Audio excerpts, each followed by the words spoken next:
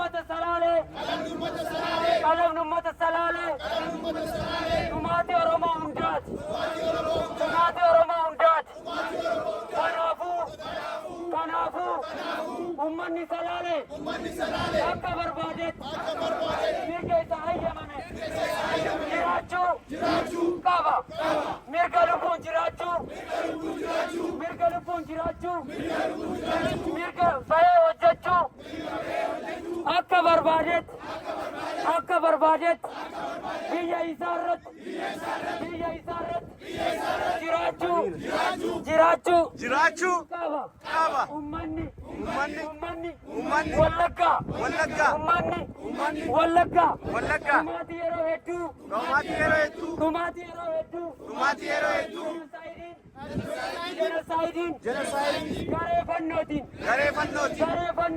garee fannootiin